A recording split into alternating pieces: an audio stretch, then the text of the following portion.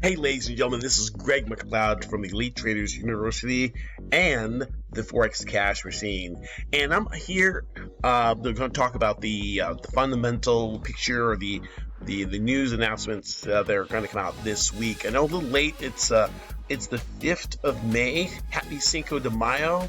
And that's the 5th of May in Spanish for all you guys people out there. We are going to look at the economic picture, and there's some big news coming out this week, and I want to go ahead and use my market heat map to actually look up the some of the things that we're looking at, right? So I'm going to do a log in to my market heat map, and I'm going to go to Trader Tools. Not only do we have these heat maps, which are fantastic for determining what's happening, what's popping in the market. You know, we can see the New Zealand dollar in top spot, 0.81%, Aussie dollar. So basically we have a risk on rally with the Aussie, New Zealand, pound dollar, and then we have the dollar taking the back seat, and also the euro kind of taking the back seat too. So that's kind of unusual to see them both together. But this is a non-farm payroll week, which is this coming this Friday.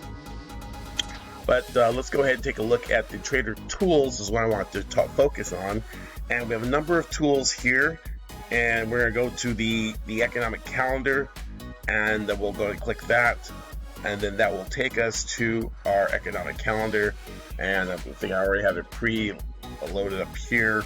And what we're going to do is we've got a lot of different countries, a lot of different information here, but we're going to only look at the high impact items here, and we're going to deselect and just look at the high impact items. We did have the RBA rate announcement. That's probably why the Australian dollar was in the top spot.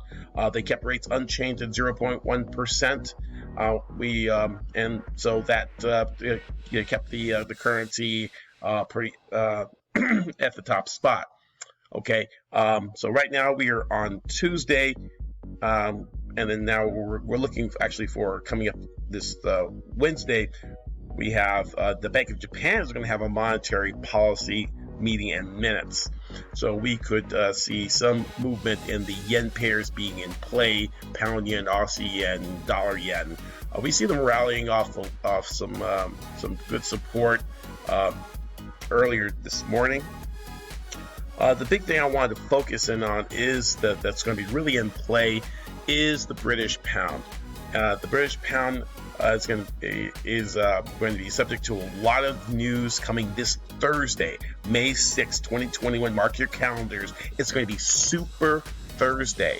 It is actually called Super Thursday. There's a number of economic data that's going to come out on Thursday, including the market services PMI, which is forecasted to come in lower at 56.8 from the previous number of 60.1. We have the Bank of England is going to announce their purchase facility.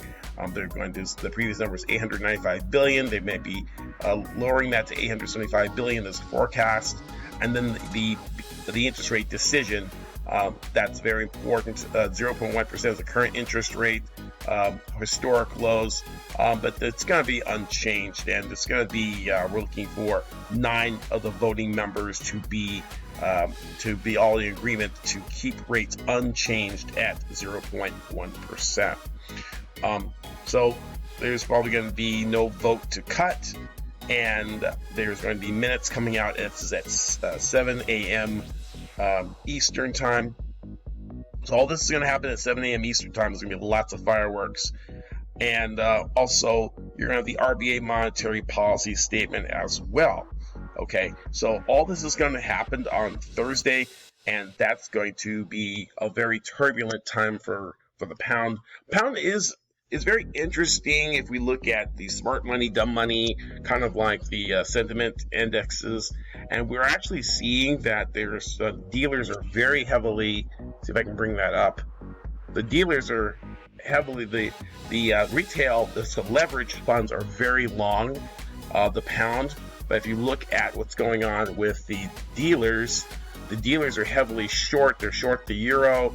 I mean, the shorts are just incredibly short. I mean, this is like huge.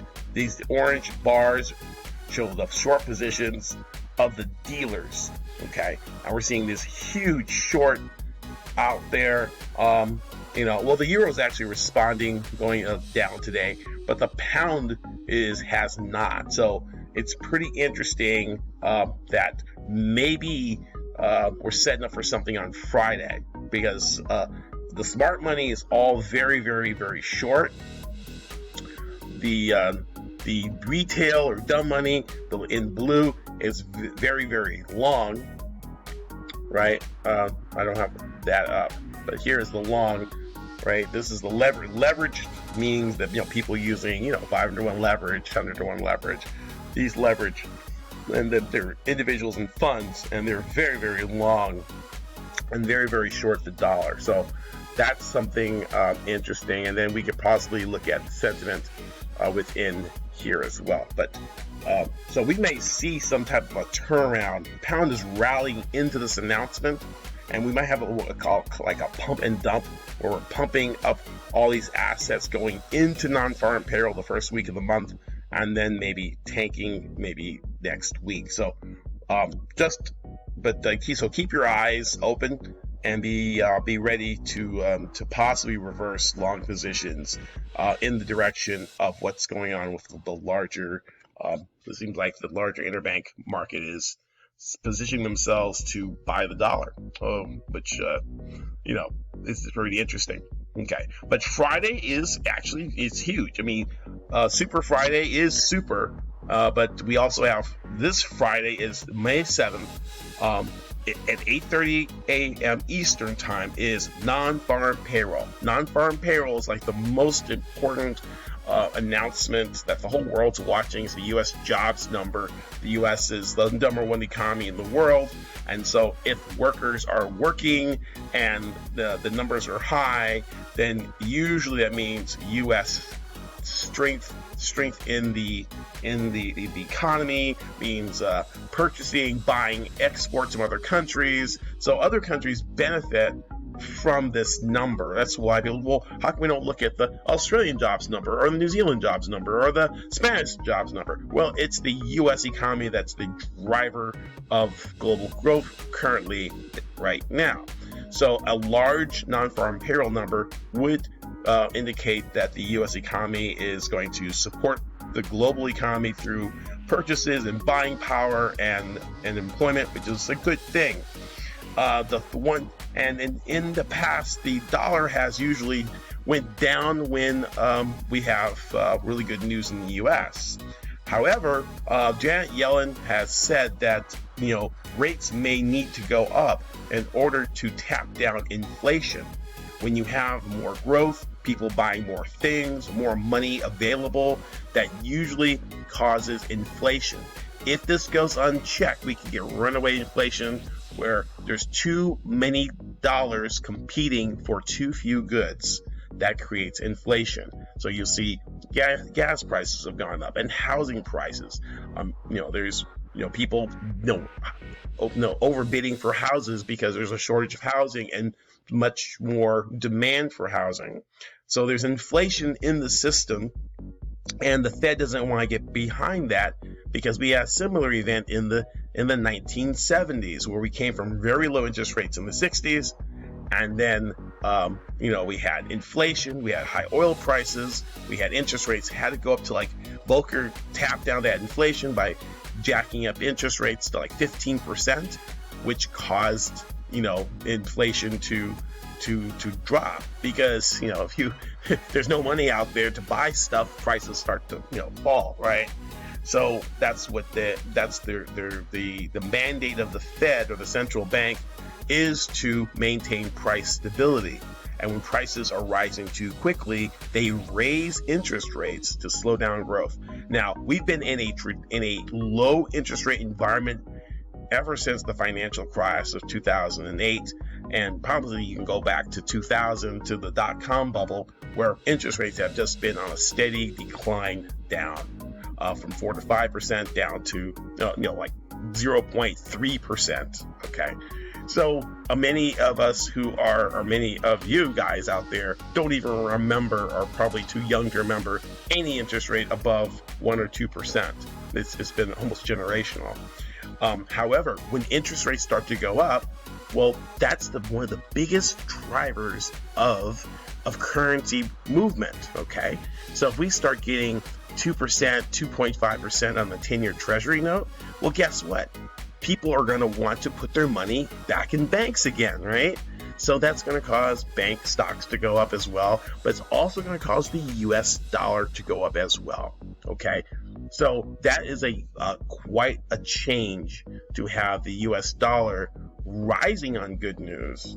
And this could be the big setup that's going on, the big transition, that if interest rates go higher, then money is going to flow out of stocks, flow out of risky assets, and like, hey, you can get 2% and be very safe. You're like, well, 2% is not a lot. I got 30, 40% in my stock portfolio. But, how long can this go on? And so a lot of people are going to pull money off the table and say, look, I can lock up, I don't know, 100,000, 200,000, $1 million, $2-3 million at 2%. It's safe, and that's safe income without having to take a lot of risk. So that's why we call it risk off, right? So I know I'm going to some really deep stuff. We're going to be doing a webinar called Dumb Money versus Smart Money. And I think this non-farm payroll thing is going to put a lot of people on the wrong side of the trade. But let's tune in and see what's going on. Check your charts, and also make sure that if you found this helpful, to subscribe, like, and to turn on notifications and share this with someone that you think might benefit from our analysis at Elite Traders University and the Forex Cash Machine. And you can join our free Forex group at www.theforexcashmachine.com to join our free Facebook group, and you can learn all kinds of things and be part of a powerful community. Also, if you would like to be mentored, or if you would like to learn how to implement some of these strategies and analytics in your trading to take your trading to the next level, we have a program that we're accepting applications for. Go to elitetradersuniversity.com/apply to see if we're a good fit. And if you're having troubles with your trading, or you're looking to take to the next level or go professional, we may be what you need to get to where you need to go. Okay, this is Greg McLeod signing out. Peace and pips. Happy trading. Talk to you soon. Cheers. Bye.